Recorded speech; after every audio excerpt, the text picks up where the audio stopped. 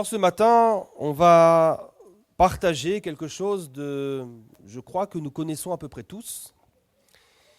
Quelque chose qui est particulièrement utile et que nous devons nous rappeler, surtout quand nous traversons des moments difficiles. Vous savez, la vie tout court, que nous soyons croyants, non croyants, peu importe, mais la vie tout court en tout cas, réserve son lot de problèmes, de combats, de difficultés, d'épreuves, de choses qui nous tombent dessus sans qu'on ait rien demandé à personne.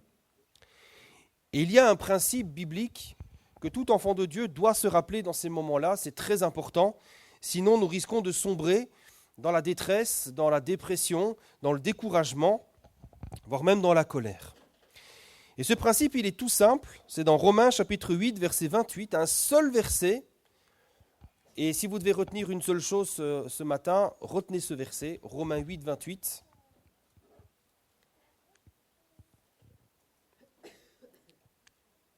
Je laisse un peu le suspense, pour ceux qui ne connaissent pas encore trop ce verset. Ça fait partie normalement des versets que nous connaissons par cœur, hein, comme Jean 3, 16, voilà, Philippiens 4, 11. Romains 8, 28 nous dit « Nous savons du reste que toute chose concourt au bien de ceux qui aiment Dieu, de ceux qui sont appelés selon son dessein. Amen. » C'est une bonne nouvelle, ça, non ? Nous savons que toute chose concourt au bien de ceux qui aiment Dieu. Et ici, ce verset fait partie de ce que j'appelle les absolus bibliques. Il n'y a pas de nuance dans ce texte. Ce n'est pas dit certaines choses. Ce n'est pas dit les choses les moins graves ou les choses les plus graves. Il est écrit toute chose, tout ce qui nous arrive. Et la parole de Dieu est très claire ce matin. Et il n'y a pas besoin de trop réfléchir, il n'y a pas besoin de trop creuser. La Bible dit que Dieu fait concourir toutes choses pour notre bien, pour ceux qui aiment Dieu. Ce qui veut dire qu'au-delà de tout ce que nous vivons en ce moment même, et je sais qu'au milieu de nous, certains passent des moments difficiles, voire même des moments très difficiles. Il y a peut-être des situations qu'on ne comprend pas, des choses qu'on ne comprend pas. On se dit, mais Seigneur, pourquoi ? Eh bien, sachons, en tout cas, c'est une réponse que l'Éternel nous donne ce matin. Sa bonne main est au contrôle et c'est lui qui dirige toutes choses pour notre bien. Alléluia, gloire à Dieu.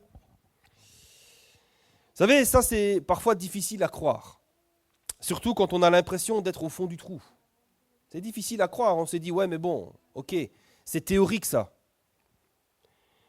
Vous savez, quand on nous accuse injustement, quand on nous fait du mal injustement, ou quand on est touché par une lourde maladie, ou par un gros problème financier, on a l'impression que les choses ne pourront jamais s'arranger et on se dit, bon ouais, ça c'est un verset théorique, ça c'est pour les autres.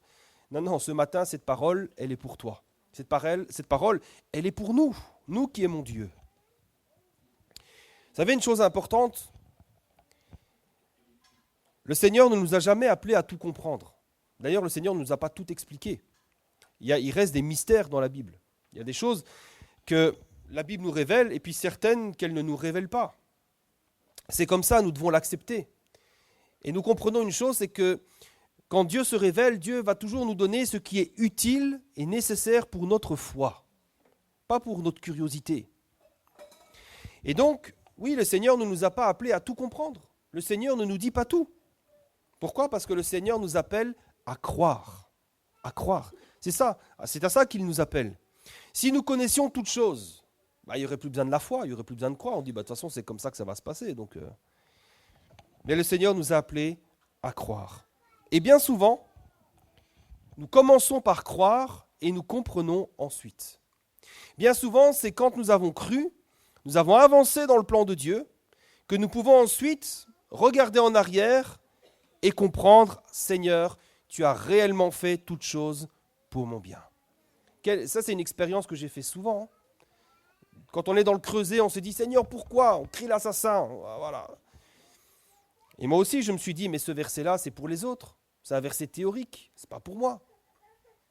Et puis, on garde la foi, on persévère, on se fortifie dans le Seigneur, on avance. Et puis, quelques mois, quelques années plus tard, on regarde en arrière, on se dit, waouh, Seigneur, jamais j'aurais imaginé que tu aurais fait concourir les choses de cette manière. Jamais j'aurais cru, jamais j'aurais pu imaginer qu'une chose pareille me soit arrivée. Et pourtant, c'est ce que le Seigneur fait pour chacun de nous. Vous savez, l'exemple peut-être le plus évident, le plus facile à retenir et à comprendre, si vous voulez une illustration de ce principe, je crois que c'est probablement l'expérience de Joseph. On revient souvent à Joseph, mais il y a tellement de choses fondamentales dans sa vie, des choses qui nous enseignent, des choses qui nous permettent de comprendre les choses de Dieu. On connaît tous l'histoire de Joseph. Vous savez, Joseph avait reçu une révélation de Dieu, la révélation de son plan, dans lequel Dieu lui montre de manière très claire qu'un jour il dominerait sur ses frères. Et puis par jalousie, ses frères l'ont vendu comme esclave en Égypte. Et puis Joseph se retrouve dans la maison d'un dénommé Potiphar. Et puis là, il a une période de répit, tout semble bien se passer pour lui. Quand je dis bien se passer, il y a quand même un traumatisme. Il a été jeté dans une fosse, ses frères voulaient le tuer, puis ils l'ont vendu comme esclave. Mais malgré tout, la bonne main de Dieu est sur lui, ça se passe bien chez Potiphar, sauf que, à un moment donné, la femme de Potiphar veut mettre sa main sur lui. Joseph refuse et cette femme se venge en le jetant en prison. Joseph est en prison et des années plus tard, il va interpréter le rêve de Pharaon, un rêve que personne ne pouvait interpréter, mais il a reçu ce don, cette faculté du Seigneur. Et il va interpréter le rêve de Pharaon. Le Pharaon reconnaît l'Esprit de Dieu en Joseph et il va lui donner la plus haute place dans l'Égypte, reconnaissant donc que Joseph était animé par la sagesse de Dieu. Et là, on pourrait se dire que tout va bien pour Joseph. Joseph est marié, il a des enfants, il travaille bien, il est conduit par l'Esprit de Dieu, sauf que des années plus tard, peut-être qu'il a même oublié son passé. Voilà que ses frères reviennent de l'Égypte pour demander de la nourriture. Il y a la famine. Et là, Joseph se souvient de tout le mal qu'ils lui ont fait. Il s'en souvient. Ça lui revient comme une gifle au visage, à tel point qu'il doit se cacher parce qu'il n'arrive pas à se retenir de pleurer. Ça, c'est quand même un signe que c'est des choses qui ont été cachées longtemps et qui ont laissé des traces très profondes. Il se souvient de toute la souffrance qu'il a subie et qu'ils ont infligée aussi à leur père. Parce qu'ils ont caché, en tout cas ils ont menti, ils ont dit à son père qu'il était mort et son frère depuis est affligé de chagrin. Alors, on ne va pas revenir là-dessus, il y a eu tout un processus par lequel il est passé pour pouvoir non seulement pardonner, mais aussi se réconcilier avec ses frères. Il a vu qu'il y avait un changement. Et c'est seulement une fois que toutes ces choses se sont passées, ont été rétablies, ça a pris des dizaines d'années. Et après tout ça, c'est seulement là que Joseph comprend que tout ça, c'était le plan de Dieu. Et que dès le départ, Dieu avait choisi de faire le bien.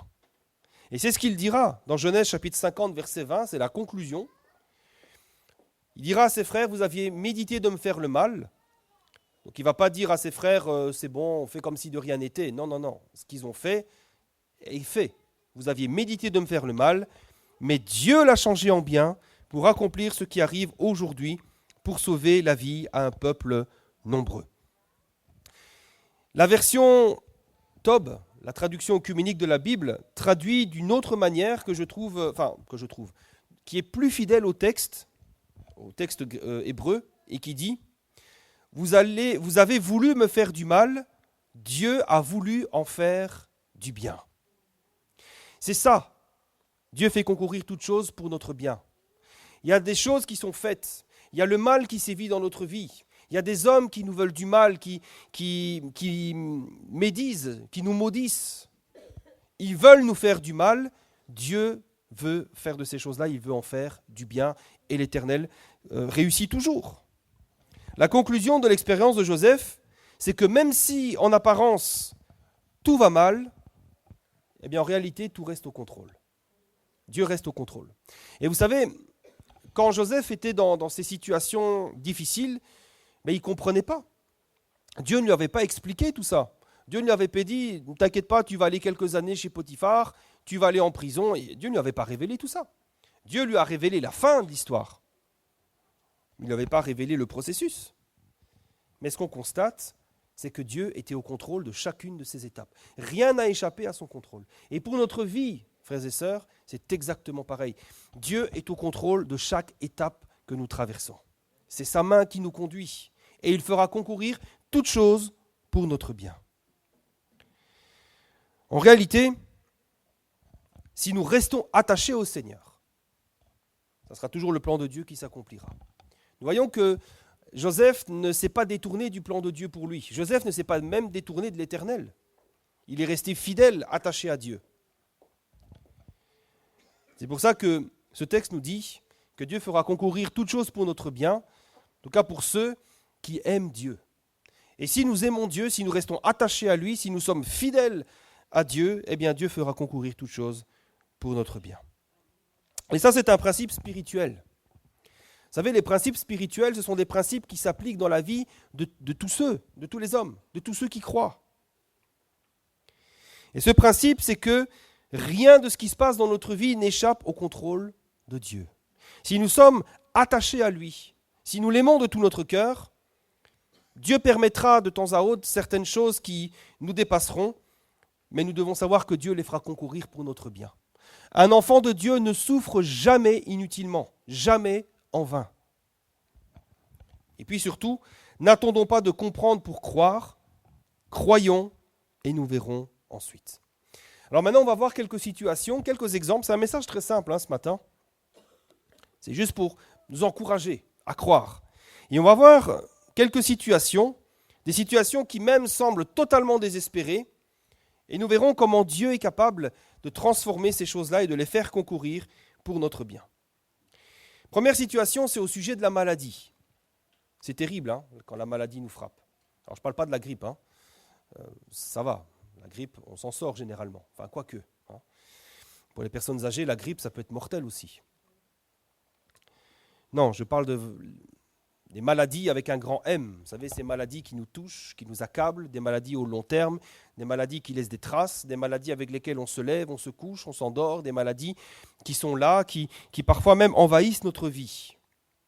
C'est le cas dans Jean chapitre 9, verset 1er, d'un homme aveugle de naissance. Ça, c'est quand même une grave maladie, ça. Il est écrit ici, Jésus vit en passant un homme aveugle de naissance. Et c'est une situation si terrible, regardez ce que ses disciples vont dire. Ils vont poser la question à Jésus, ils vont dire, mais Rabbi, qui a péché, cet homme ou ses parents, pour qu'il soit né aveugle? Je crois qu'il n'y a rien de plus injuste qu'une maladie héréditaire, une maladie génétique. C'est terrible ça, on est avec. On n'a rien fait, on n'a rien demandé à personne. On est avec, c'est là, c'est inscrit en nous, c'est dans nos gènes, c'est comme ça. Et peut-être que cet homme était en colère toute sa vie, ou ses parents étaient en colère.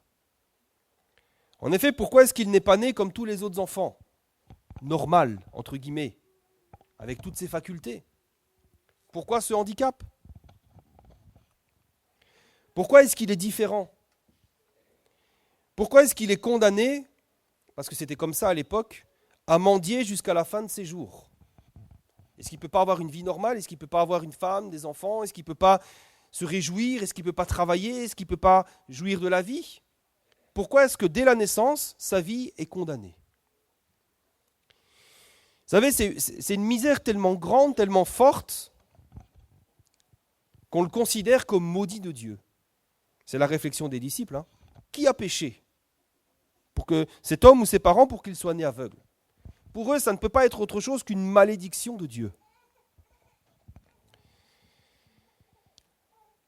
Mais Jésus va leur répondre. Il va leur répondre quelque chose d'étonnant. Au verset 3, Jésus va leur dire, ce n'est pas que lui ou ses parents aient péché. Il va leur dire, vous faites fausse route. Ce n'est pas un problème de péché, mais c'est afin que les œuvres de Dieu soient manifestées en lui. Ça change tout.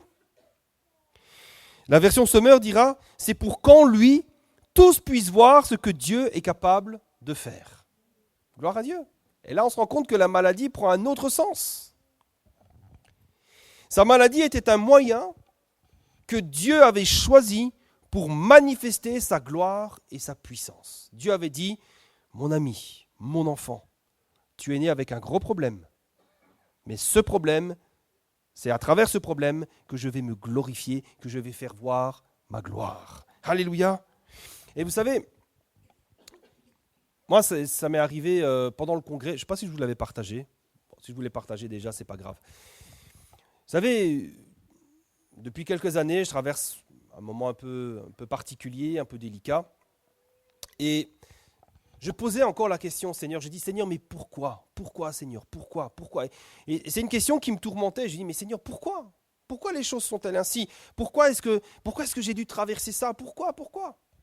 Et je me souviendrai toujours. La réponse m'est venue, pareil, comme une gifle au visage, mais pas une gifle qui fait mal, une gifle qui vous ressaisit. C'est Sam Maloney qui avait déclaré, il avait dit, certaines choses arrivent parce que Dieu se glorifie en elles. Parce que c'est dans ces choses-là que Dieu a choisi de se glorifier. Et là j'ai dit, Seigneur, voilà ma réponse. Ces choses me sont arrivées parce que tu choisis de te glorifier à travers elles. Et j'ai dit, Seigneur, alors glorifie-toi. Alléluia. Et cet homme, c'est ce qui s'est passé. Le Seigneur s'est glorifié dans sa vie. Dans Jean chapitre 9, verset 35, Jésus va rencontrer cet homme. Et il va lui dire, crois-tu au Fils de Dieu? Et il répondit, mais qui est-il, Seigneur, afin que je croie en lui? Il dit, tu l'as vu, lui dit Jésus. Alors dire ça à un aveugle, on peut se dire, bon, c'est quand même un peu... Mais Jésus lui dit, tu l'as vu. Tu ne l'as pas vu avec tes yeux, mais tu l'as vu avec ton cœur. C'est celui qui te parle, c'est lui. Et là, il reconnaît, il va dire, je crois, Seigneur, et il l'adora. La suite de l'histoire nous montre que cet homme a été sauvé, mais il a été aussi guéri. Une guérison extraordinaire, une guérison qui a bouleversé son village, parce que même les pharisiens étaient troublés. Ils se disent, mais comment ça se fait? Il disait, mais c'est pas possible que cet homme soit guéri. Forcément, il y a un problème quelque part. Dieu s'est glorifié dans sa maladie. Une maladie qui était vue au départ comme une malédiction devient tout à coup un grand sujet de joie. Parce que Dieu a manifesté dans cette maladie sa puissance, sa gloire et sa miséricorde. Vous savez, il n'y a rien de nouveau dans ce que je vous partage ce matin. Combien de familles, au milieu de nous-mêmes, ont cru au Seigneur Jésus après qu'il ait manifesté sa gloire et sa puissance dans des guérisons miraculeuses? Je crois même que l'Église de La Réunion est fondée sur ce principe. Quand le missionnaire est venu, qu'il a prêché la parole, combien de familles ont été guéries, combien d'hommes, de femmes ont été délivrés de puissances occultes. Dieu s'est glorifié. Et aujourd'hui, l'Église, elle est là, et elle est toujours là. Le Seigneur est capable de faire concourir nos maladies pour notre bien. Un autre exemple, encore plus grave celui-ci, c'est Lazare. Un peu plus loin, Jean chapitre 11, il est écrit qu'il y avait un homme malade, Lazare de Béthanie, village de Marie et de Marthe, sa sœur. C'était cette Marie qui oignit de parfum le Seigneur et qui lui essuia les pieds avec ses cheveux, et c'était son frère Lazare qui était malade. Donc on voit que Marie est une femme pieuse, une femme qui aime le Seigneur. Et les sœurs envoyèrent dire à Jésus, « Seigneur, voici, celui que tu aimes, Lazare, est malade. » Et après avoir entendu cela, Jésus dit, « Cette maladie n'est point à la mort, mais elle est pour la gloire de Dieu, afin que le Fils de Dieu soit glorifié par elle. » Dans la suite de l'histoire, nous voyons que Jésus ne va pas se presser pour venir voir Lazare. Jésus ne va pas dire, « Bon, écoutez, je prends ma voiture, je file direct. » Non. Jésus va encore rester 2 jours dans le lieu où il était. Et là, on peut se dire, mais Jésus, qu'est-ce qui se passe? Il est malade. Il va mourir. Je ne sais pas ce qu'il avait. Certainement, il devait avoir de la fièvre. On s'est dit, mais Seigneur, il y a urgence. Il faut que tu interviennes. Et malheureusement, Lazare finit par mourir. Et même plus que cela, il meurt. On lui met les bandelettes autour du corps, là, et on va le mettre au sépulcre. Autrement dit, pour Marie, sa sœur, c'est trop tard. C'est fini. Il n'y a plus d'espoir. Et quand Jésus arrive, finalement, des jours plus tard, tout le village est dans les pleurs, dans le deuil et dans la tristesse. Et il y a une telle tristesse qu'il est même écrit que Jésus pleura. Jésus pleura. Il a partagé la tristesse Parce qu'effectivement, c'était triste. Mais l'histoire ne s'arrête pas là. Jésus n'a pas échoué. Personne ne pouvait dire « Ah Jésus, t'as vu ? Tu as dit que cette maladie n'était pas à la mort et tu t'es planté complètement. Hein ?» Jésus va rapidement changer ce deuil en allégresse parce qu'il va ressusciter Lazare. Jésus a agi conformément à ce qu'il avait déclaré quelques jours avant. Cette maladie n'est pas à la mort, mais elle est pour la gloire de Dieu. Et même si le cadavre sentait déjà, c'est ce qu'ils ont dit. Je ne sais pas si on imagine à quel point la scène était terrible. Quand Jésus a dit « Lazare sort », Lazare est sorti. Alléluia. Et la gloire de Dieu s'est manifestée. Et le résultat, c'est que cette résurrection a permis à un grand nombre de croire en Jésus. Jean chapitre 11, verset 45 nous dit que plusieurs des Juifs qui étaient venus vers Marie et qui virent ce que Jésus fit, crurent en lui. C'est comme ça que Jésus se glorifie. C'est comme ça que Dieu se glorifie. Il y a d'autres types de situations dans lesquelles le Seigneur se glorifie. Il y a la maladie, mais il y a aussi l'échec. L'échec, qu'il soit personnel, que ce soit dans la famille, dans le couple, dans le foyer. Ça peut être aussi professionnel. C'était le cas de Pierre, dans Luc chapitre 5. Je vais lire pour vous. Il est écrit que comme Jésus se trouvait auprès du lac de Génézareth et que la foule se pressait autour de lui pour entendre la parole de Dieu, il vit au bord du lac 2 barques, d'où les pêcheurs étaient descendus pour laver leurs filets. Il monta dans l'une de ces barques qui était à Simon et le pria de s'éloigner un peu de terre. Puis il s'assit et de la barque il enseignait la foule. Lorsqu'il eut cessé de parler, il dit à Simon « Avance en pleine eau et jetez vos filets pour pêcher. » Simon lui répondit « Maître, nous avons travaillé toute la nuit sans rien prendre, mais sur ta parole, je jetterai le filet. » Et l'ayant jeté, ils prirent une grande quantité de poissons et leur filet se rompait. Amen. Simon-Pierre fait face ici à un échec dans son activité professionnelle. C'est terrible.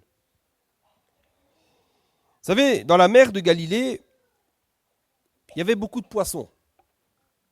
Il y avait des bancs de poissons extraordinaires et vous jetiez vos filets et vous rameniez des poissons, c'était comme ça. Mais cette nuit-là, pourquoi, on ne sait pas, les filets sont vides. Il a passé toute la nuit à pêcher et c'est frustrant, hein, c'est terrible. Toute la nuit, il jette ses filets, il les ramène, c'est vide. Alors, peut-être il y a une conserve, peut-être il y a une godasse ou un truc comme ça, mais pas de poisson. Et Pierre, en plus de la fatigue, et sachant qu'il a un caractère un petit peu impétueux, peut-être qu'il était même aussi un peu en colère. Il était grognon. Peut-être qu'il se disait, mais qu'est-ce que j'ai mal fait ? Où sont les poissons ? Qu'est-ce qui s'est passé ? Vous savez, on faisait pas de stock de poissons à l'époque. Il n'y avait pas des congélateurs où on se disait, bon, ça va, j'ai rien pris cette nuit, mais il y a du stock. On va décongeler les poissons et puis voilà. Ben non. À l'époque, si vous faisiez une nuit de pêche infructueuse, ben, vous n'étiez pas payé. Hein. Il n'y a pas d'argent. C'est un échec, pas de salaire. Et cet échec avait certainement dû remplir Pierre de frustration, en plus de la fatigue d'avoir travaillé toute la nuit pour rien. Et là, Jésus va venir, il va rencontrer Pierre dans son échec, il va monter dans la barque, il va s'éloigner, il va prêcher à la foule, enseigner à la foule, et après ça, il va demander à Pierre de jeter une nouvelle fois son filet. Et là, il faut imaginer la scène, Pierre est très fatigué, Pierre a tout essayé, et Jésus lui demande encore un effort. C'est terrible quand même. Des fois, vous avez tout essayé, on dit, mais essayez encore. À un moment donné, l'ami, arrête, on est fatigué. Mais Pierre va quand même faire cet effort. Il va dire, Seigneur, tu as parlé, et sur ta parole, je jetterai mon filet. Et qu'est-ce qui s'est passé ? Le miracle s'est produit. En jetant son filet, il a ramené tellement de poissons que les filets craquaient et que la barque s'enfonçait. Nous devons bien comprendre ici ce qui s'est passé chez Pierre. Pierre n'a pas essayé de comprendre la logique de ce que Jésus lui demandait de faire. Ce n'était pas logique ce que Jésus lui demandait de faire. Ce que Pierre a fait, simplement, il a cru. Maintenant, si au lieu de croire, Pierre avait essayé de tout comprendre, Ça n'aurait jamais fonctionné. S'il avait dit, Jésus, toi tu es charpentier, toi tu travailles sur la terre, tu travailles le bois, et puis tu es un prédicateur, tu es peut-être un prophète de Dieu, tu prêches la parole, mais tu t'y connais pas en pêche. Pourquoi tu me demandes en plus de jeter mon filet en plein jour, alors que c'est la nuit qu'on pêche les poissons? Et si Pierre avait posé ces questions, s'il s'était perdu dans ce genre de réflexion, il ne se serait rien passé. Jésus aurait dit, écoute, fais comme tu veux. Alors, ce que Jésus demande à Pierre n'est pas logique. Et certainement, Pierre ne comprenait pas pourquoi Jésus lui demandait une chose pareille. D'ailleurs, c'est ce que nous voyons. Il va dire, Maître, nous avons travaillé toute la nuit sans rien prendre. Mais ce que Pierre va faire, c'est que lorsque Jésus parle, il ne va pas chercher à comprendre, il croit. Il croit. Il met sa foi dans la parole de Jésus. Et c'est alors que la pêche infructueuse devient une pêche miraculeuse. Vous savez, parfois nous avons cherché un emploi désespérément. On a envoyé des CV partout. On a envoyé des lettres de motivation partout. On n'a pas eu de réponse. Les choses semblent terminées pour nous. Et parfois Jésus nous dit, essaye encore. Et parfois on se dit, mais j'ai tout essayé. J'ai écumé toutes les possibilités qui s'offraient à moi. Ce n'est pas possible.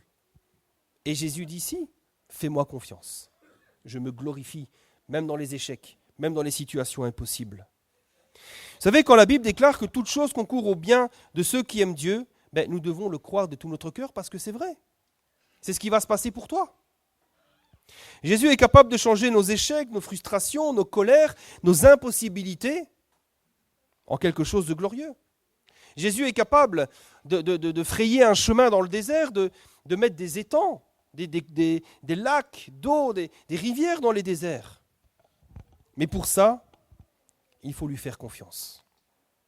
Vous savez, souvent, Dieu permet les échecs dans nos vies pour nous rappeler que lui seul est souverain et que sans lui, nous ne pouvons rien faire. Et parfois, il est bon d'être confronté à nos limites. Parce que sans ça, je pense qu'on serait peut-être un peu trop orgueilleux.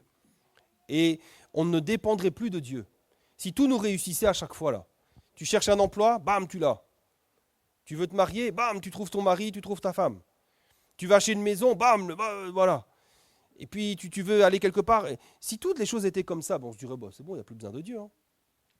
Mais Dieu, parfois, nous met face à nous-mêmes. Il nous met face aux réalités des choses. Et il nous rappelle que on n'est pas grand-chose. La Bible nous dit, Dieu se souvient que nous ne sommes que poussière. Nous, parfois, on l'oublie. Hein. C'est très facile de l'oublier. Hein. Des fois, on ne se prend plus pour la poussière. On se dit, oula, moi, je suis quelqu'un maintenant. Attends, moi, j'ai une Mercedes, ou j'ai une BMW. Je ne suis pas n'importe qui. Hein. Moi, je travaille là-bas, je fais ceci, je fais cela. Et Jésus, parfois, nous ramène à la réalité. Il nous dit, oui, mais c'est moi qui suis au contrôle. Et moi, je me rappelle que tu n'es que poussière, mais toi aussi, parfois, tu dois te le rappeler. Nous ne sommes que poussière. Ne croyons pas qu'un échec signifie la fin de tout. Ne croyons pas que, en tout cas si nous marchons avec Dieu, ne croyons pas qu'un échec c'est fini. Vous savez, c'est vraiment quelque chose, une expérience qui a marqué ma vie profondément. Vous savez, quand je suis arrivé ici à La Réunion en 2012, je ne suis pas venu les mains dans les poches. Hein. J'avais une proposition d'emploi. Je correspondais parfaitement au profil. Tous les feux semblaient ouverts. Et j'ai postulé. Et quand j'ai postulé, je n'ai pas eu le job. Et là, je ne comprenais pas. Et là, je me suis dit, mais ce n'est pas possible. Qu'est-ce qui s'est passé? Alors, j'ai continué. Je cherchais des offres d'emploi, je cherchais. Et puis, je ne trouvais pas grand-chose. Et puis, à un moment donné, la situation devenait critique. Et à un moment donné, je vivais sur mes indemnités que j'avais en Belgique. Et à un moment donné, la Belgique envoie un courrier pour me dire, monsieur, si vous ne venez pas au bureau là-bas, on va vous couper vos indemnités. Je me suis dit, là, je suis au pied du mur.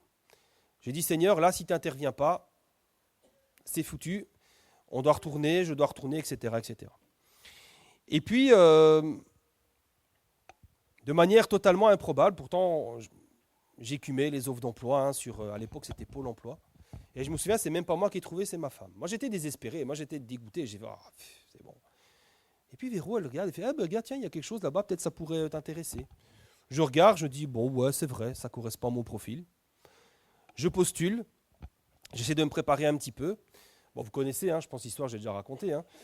Je vais postuler là-bas. Et puis donc l'entretien se passe plutôt bien. Mais bon, il faut se mettre aussi devant une réalité. Il y a une concurrence énorme. Enfin, à l'époque, il y a une concurrence énorme. Mon patron, l'homme qui deviendra mon patron ne me cache pas qu'il a reçu 20 candidatures. Parmi ces 20 candidatures, il y a même des gars de métropole qui sont venus postuler. Bon, je ne sais pas s'il mentait ou pas. Bon, peu importe. En tout cas, c'est ce qu'il m'a dit. Et bah, c'était mal barré, quoi. En plus, moi, je suis un Belge, je viens d'arriver. Voilà, je me dis, bon, ça ne va pas être pour moi, quoi. Et puis, au final, je reçois à nouveau un coup de fil, je ne sais plus si c'est ma mère, ou voilà, pour me dire, bon, ben là, la situation devient vraiment urgente. Là, ils ont rappelé, etc. Donc là, tu as rendez-vous telle date, et tout. Et là, je me dis, bon, ben là, il n'y a plus le choix. Donc, j'y vais un petit peu au culot, je l'appelle et je lui dis, bon, ben écoutez, voilà, j'ai postulé. Si mon profil vous intéresse, ben, dites-le moi parce que là, j'ai d'autres obligations. Bon, je ne l'ai pas dit, si vous ne me prenez pas, je suis obligé de rentrer en Belgique. Hein. Voilà, je n'ai pas menti. Mais bon, je lui ai dit, voilà, j'aimerais savoir pour pouvoir me positionner parce que ben, sinon, j'ai d'autres obligations auxquelles je devrais me résoudre, quoi. Et il m'a dit, bon, ben, écoutez, il n'y a pas de souci. Venez lundi, c'était le 4 juin 2012, je m'en souviens, venez, et vous signez votre contrat. Je ne l'ai pas cru au début, j'ai dit, ben, ça veut dire quoi, vous m'engagez? Il fait, oui, vu votre ténacité, tout ça, ben voilà, je vous engage. Et là, je suis tombé, vous savez, quand ça vous tombe dessus, c'est incroyable. On n'y croit pas au début, on se dit, mais qu'est-ce qui se passe? Il m'a fallu quelques minutes pour réaliser, mais j'ai compris que ce qui semblait pour moi être un échec était finalement le moyen que Dieu avait choisi pour se glorifier. Dieu avait fermé une porte, et heureusement qu'il a fermé cette porte-là, parce que quelques temps plus tard, il y a eu il y avait des petits problèmes financiers dans cette boîte, et les derniers arrivés étaient les premiers qui n'étaient pas renouvelés. Et donc je me suis dit, bon ben Seigneur, tu fais toutes choses à merveille, merci de m'avoir ouvert cette porte, Seigneur, et gloire à son nom. Ça n'a pas été facile non plus dans cette boîte-là. Il ne faut pas croire non plus que quand Dieu bénit, les choses voilà, sont un long fleuve tranquille, mais en tout cas, ça a été quand même une grande bénédiction pour moi. L'échec, le Seigneur l'a transformé en bénédiction, et à lui soit toute la gloire. Il y a un autre type de situation difficile également que Dieu fait concourir à notre bien, c'est la souffrance morale, la souffrance du cœur. Ça, c'est important. Vous savez, c'est quelque chose dont on parle de plus en plus en ce moment, et c'est très bien.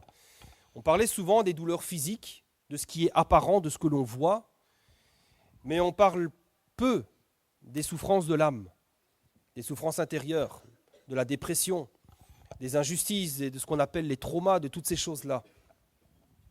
Et pourtant, Jésus fait concourir aussi ces choses-là pour notre bien. La dépression, Dieu l'a fait concourir pour notre bien. Les maladies mentales, les choses difficiles, le Seigneur les fait concourir pour notre bien. Regardez cette situation ici, Jean chapitre 4, verset 4. Comme il fallait qu'il passe par la Samarie, il arriva dans une ville de Samarie nommée Sichar, près du champ que Jacob avait donné à Joseph son fils. Là se trouvait le puits de Jacob, et Jésus, fatigué du voyage, était assis au bord du puits. C'était environ la 6e heure. Il est midi, Jésus est fatigué, il s'assied à un puits. Voilà, situation normale. Sauf que là, une femme de Samarie vint puiser de l'eau. C'est une situation totalement inédite. Et Jésus lui dit, donne-moi à boire, car ses disciples étaient allés à la ville pour acheter des vivres. Alors ici, le texte ne le dit pas clairement, textuellement, mais cette femme est une femme qui est en souffrance. C'est une femme qui souffre très profondément. Premièrement, on le sait parce que la 6e heure correspond à l'heure de midi. Et à l'époque, vous le savez, personne ne va chercher de l'eau à un puits à midi. On va chercher de l'eau très tôt ou très tard, mais on évite que le soleil soit là parce que il fait très chaud, c'est très lourd. Hein. Quand on va chercher de l'eau au puits, on ne va pas remplir sa gourde. Hein. On prend de l'eau pour la journée, donc on essaie de prendre plusieurs litres d'eau. Et je ne sais pas si vous avez déjà porté plusieurs kilos et marcher 1 kilomètre en plein soleil, en plein midi, avec plusieurs kilos sur vos épaules, c'est un peu difficile quand même, surtout pour une femme comme elle. Et donc, déjà, cette situation-là n'est pas normale. Ensuite, le texte nous dit que cette femme, elle vient de Sichar. Pourquoi il y a ce détail dans le texte? Vous savez, les détails que la Bible donne ne sont jamais des détails futiles, anodins. On sait qu'à Sichar, il y avait de l'eau. Il y avait de l'eau là-bas. Pourquoi est-ce qu'elle va au puits de Jacob, à plusieurs centaines de mètres, voire quelques kilomètres de là? Pourquoi elle va si loin chercher de l'eau? Et puis, troisièmement, quand vous lisez la suite, on constate que cette femme a une vie conjugale, sentimentale un petit peu compliquée. Elle a eu 5 maris et elle vit désormais en concubinage. Tous ces indices, quand vous replacez ça dans le contexte de l'époque, vous savez, aujourd'hui, une femme qui a eu 5 maris, voilà. Mais à l'époque, une telle situation était très honteuse. Et cette femme, elle vit dans une honte profonde à cause de sa situation. Et sa situation est telle qu'elle ne peut pas, en tout cas elle ne souhaite pas, se mêler aux autres femmes du village. Vous savez, quand on allait chercher de l'eau au puits, c'était un lieu de rencontre aussi. Vous alliez au puits, c'était comme certains allaient au bar, ou peu importe, aujourd'hui certains vont au bar, ou quand on lavait le linge à l'époque dans les lavoirs, c'était un lieu de rencontre aussi. Là on parlait, on échangeait, etc. Et au puits, il y avait les femmes qui étaient là, et certainement cette femme ne voulait pas rencontrer les autres. Vous savez, certainement on lui avait mis une étiquette dans le dos, il y avait des ladis la fée, et je crois qu'il n'y a rien de plus terrible que quand vous allez quelque part et puis que les gens se taisent et vous regardent. Ils disent, oh, c'est elle. Et c'est ce qui se passe. Cette femme était jugée, cette femme était certainement méprisée. Regarde, c'est elle qui vit avec en concubinage. Tu as vu, c'est elle, c'est elle. Et vous savez, on connaît ça bien, les effets du ladis la fée. Et elle vivait ça à 100%. Vivre ça, déjà sa situation n'était pas facile, mais ça crée des blessures profondes. Cette femme, elle est rejetée. Cette femme, elle n'est pas la bienvenue. Et les seuls sourires qu'on lui fait, c'est certainement des sourires hypocrites. Et cette femme traverse une grande souffrance. Au-delà de sa souffrance, je crois qu'il y avait aussi peut-être de la colère chez elle. On ne sait pas pourquoi elle a eu 5 maris. Imaginez si les 5 maris sont morts. Qu'est-ce qu'elle en peut, elle? Imaginez si les 5 maris l'avaient trompée et la battaient. Et qu'elle avait dû partir. Et certainement, avec sa souffrance, il y avait de la colère. Pourquoi on me juge? Pourquoi? C'était très probablement ce que cette femme samaritaine était en train de vivre. Mais vous savez, Jésus avait un plan pour cette femme. Cette femme qui était rejetée, qui était méprisée, cette femme pour laquelle personne ne faisait un compte.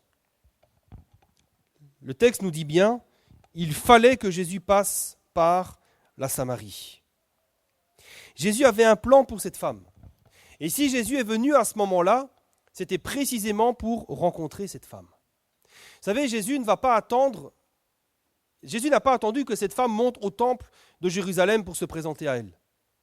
C'est Jésus qui est venu la rencontrer dans sa misère, dans son lieu, là où elle vit la honte, là où elle sent la culpabilité, là où il y a peut-être de la colère. Jésus est venu la rencontrer là où elle était. Et c'est là, dans sa solitude, que Jésus va se révéler à elle. Jean chapitre 4, verset 25, je vous passe les détails, mais la femme lui dit, « Je sais que le Messie doit venir, celui qu'on appelle Christ, et quand il sera venu, il nous annoncera toutes choses. » Et là, Jésus va lui révéler, il lui dit, « Je le suis, moi qui te parle. » Il lui dit, « Mais ne cherche plus, c'est moi le Messie, c'est moi le Christ. » Et là, ses yeux s'illuminent et son cœur se remplit de joie et d'espérance. Elle a rencontré Jésus. Plutôt, Jésus est venu la rencontrer. Jean chapitre 4, verset 28. Cette rencontre avec Jésus, voilà ce que ça va provoquer. Il est écrit qu'elle va laisser sa cruche, elle va s'en aller dans la ville. Cette ville qui pourtant, elle fuyait. Et elle va dire aux gens, venez voir un homme qui m'a dit tout ce que j'ai fait. Ne serait-ce pas le Christ? Elle leur dit, mais j'ai rencontré le Messie, il est là, venez. Et ils sortirent de la ville et ils vinrent vers lui. Cette histoire est extraordinaire. Cette histoire est un message puissant d'espérance pour chacun de nous. Vous savez, nous ne sommes pas seuls dans nos souffrances intérieures, dans notre solitude, dans notre dépression. On n'est pas seuls parce que Jésus vient nous rencontrer. Précisément là, dans notre solitude, dans l'ardeur du désert dans lequel nous sommes. Et vous remarquez une chose, Jésus connaît parfaitement son histoire. Jésus sait très bien ce qui se passe. Jésus sait très bien qu'elle est en concubinage. Mais contrairement aux autres, Jésus ne va pas la juger. Jésus ne va pas la condamner. Jésus va lui témoigner de l'amour, de l'affection, et Jésus va la sauver. Et c'est ce que Jésus fait avec nous. Vous savez, parfois, on vous a collé une étiquette dans le dos, on vous dit « Ouais, mais toi, t'es ceci, toi, t'es cela ». D'ailleurs, c'est marrant, quand vous regardez les prénoms, les noms de famille, souvent, c'est ça. Hein. Alors, il y a des noms de famille, ça va. Le bon, ça va, le bon. Mais il y en a d'autres, je ne vais pas les citer parce que je ne veux pas... Voilà, mais il y en a d'autres. Hein. Il y a d'autres noms de famille qui sont... Aujourd'hui, ça va, mais à l'époque, c'était peut-être plus difficile à porter. Et vous savez, parfois, on nous met des étiquettes comme ça. Mais Jésus ne regarde pas les étiquettes. Jésus regarde le cœur. Jésus regarde la souffrance. Et Jésus dit, je vais te guérir. Je vais te rencontrer. Je vais te guérir. Je vais me glorifier dans cette situation aussi terrible que tu traverses. Et regardez comment le Seigneur va se glorifier dans sa vie. Cette femme va parler de Jésus. Elle va dire, je l'ai rencontré, venez voir. Et en faisant cela, elle a été la première personne à évangéliser les Samaritains. Cette femme, quand vous regardez l'histoire de l'évangile à Samarie, c'est le nom de cette femme qui sort en premier. C'est elle qui a témoigné du Christ, la première aux Samaritains. Et s'il y a eu un réveil en Samarie plus tard, dans Jean chapitre 8, quand les apôtres sont venus pour imposer les mains aux Samaritains qui avaient cru à la prédication de Philippe, s'ils ont cru à la prédication de Philippe, s'il y a eu un réveil en Samarie, c'est parce qu'il y a cette femme qui a parlé de Jésus. Cette femme qui était rejetée, cette femme qui était mise au banc de la société, cette femme à qui on avait collé une étiquette terrible, c'est elle que Jésus a choisie pour glorifier son nom parmi les Samaritains. C'est extraordinaire. Et des témoignages comme ça, il y en a tellement. Regardez l'apôtre Paul, on ne sait pas pourquoi, il était animé d'une telle colère et d'une telle violence. Alors pas l'apôtre Paul à l'époque, c'est Paul, Saul de Tarse. D'ailleurs, Paul et Saul, ce sont ces deux prénoms. Il y en a un qui est juif, un nom juif, et un nom qui est romain. Ce n'est pas Saul qui est devenu Paul. Hein, voilà. Mais Paul, à l'époque, il était rempli de violence et de colère vis-à-vis de l'Église. Quand on tue Étienne, un innocent, à coups de pierre, et ça c'est terrible, hein, je n'ai jamais vu un homme mourir, mais imaginez les pierres qui tapent sur le visage, je vous épargne les détails, mais le sang qui coule, c'était terrible. Et Paul, qu'est-ce qu'il fait ? Il approuve. Il dit, les gars, c'est bien. Ok, il n'a peut-être pas jeté la pierre, hein, mais il félicite les gars. Peut-être qu'il leur a serré la main en disant, c'est bien les gars, bon travail, continuez comme ça. Rempli de violence. Et pourtant, c'est dans ce cœur qui était tourmenté et qui était rempli de haine, de violence, que Dieu est venu se glorifier. Et que Paul est devenu ensuite le plus grand évangéliste que la terre ait connu. Ses écrits sont encore là aujourd'hui. C'est ce que j'ai vécu aussi personnellement. Un parcours de vie chaotique. Je vais pas les détails. Et pourtant, c'est là, dans ce parcours-là, à un moment donné, Dieu est venu me rencontrer, comme la Samaritaine. Et il m'a donné la vie, il m'a donné son salut, et aujourd'hui je suis serviteur de Dieu, toute la gloire lui en revient.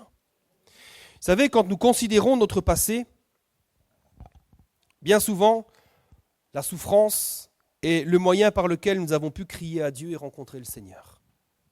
Bien souvent, c'est comme ça. Et des fois, je me dis, si nous n'étions pas passés par là, peut-être qu'on serait perdus définitivement. Vous savez, la souffrance est un moyen extraordinaire que Dieu utilise pour nous rencontrer. C'est ce qu'il a fait avec cette femme samaritaine. Elle souffrait, Dieu est venu la rencontrer dans sa souffrance, et Dieu a changé sa souffrance en quelque chose d'extraordinaire puisque sa gloire s'est manifestée. Alors oui, Dieu fait concourir toutes choses pour notre bien et il le fait dans la vie de tous ses enfants. Alors maintenant, en conclusion, pourquoi est-ce qu'il y a des choses difficiles dans notre vie ? Pourquoi est-ce que nous traversons des moments difficiles ? Pourquoi est-ce qu'il y a la maladie ? Pourquoi est-ce qu'il y a des problèmes familiaux ? Pourquoi est-ce qu'il y a des problèmes financiers ? Pourquoi est-ce qu'il y a des problèmes dans le travail ? Pourquoi est-ce qu'il y a des échecs ? Pourquoi est-ce qu'il y a tout ça ? Parce que la puissance de Dieu s'accomplit dans la faiblesse. Quand nous reconnaissons notre faiblesse, quand nous reconnaissons notre impuissance, quand nous reconnaissons devant Dieu que, oui Seigneur, c'est vrai, nous ne sommes que poussière, eh bien le Seigneur va se glorifier. À travers le mal que nous vivons aujourd'hui, sachons que Dieu est en train de poursuivre le bien pour nous. Et ça, nous devons le croire. Peut-être tu as du mal à le comprendre, ce n'est pas grave. Tu ne le comprendras peut-être pas maintenant. Mais le Seigneur ne nous a pas amenés, ne nous a pas appelés à comprendre tout. Sinon, le Seigneur nous aurait tout expliqué d'avance. Le Seigneur nous appelle à croire. Et nous devons croire. Oui, à travers le mal que nous vivons aujourd'hui, Dieu poursuit le bien. C'était la conclusion du parcours de Joseph. Et ça sera, et je le sais, la conclusion de ton parcours, la conclusion de la situation difficile que tu traverses. Et comment je le sais ? Pas parce que je suis prophète, mais parce que c'est écrit. Romains 8, 28, nous savons du reste que toute chose concourt au bien de ceux qui aiment Dieu, de ceux qui sont appelés selon son dessein. Si tu aimes Dieu, si tu marches fidèlement avec ton Dieu, si l'Éternel est ton espérance, et si tu marches dans son plan, tout ce qui t'arrive, Dieu le fera concourir pour ton bien. Et nous avons vu, les exemples sont nombreux. On a vu comment Jésus est capable de se servir de situations difficiles, de situations impossibles pour se glorifier. Le parcours chaotique de Joseph, l'aveugle de naissance, Lazare qui était mort et qui sentait déjà, et puis l'échec, la pêche infructueuse qui est devenue une pêche miraculeuse, et puis à travers la souffrance, à travers la solitude, à travers le rejet, Dieu est capable de manifester sa gloire, de manifester sa puissance. Et puis vous savez, si nous ne vivons jamais de temps difficiles, nous ne pourrions jamais voir la gloire de Dieu se manifester. S'il n'y avait que des bénédictions, si tout allait que bien, comment la gloire de Dieu pourrait-elle se manifester ? Dieu choisit aussi les moments difficiles pour se glorifier. Alors, ce matin, frères et sœurs, soyons encouragés.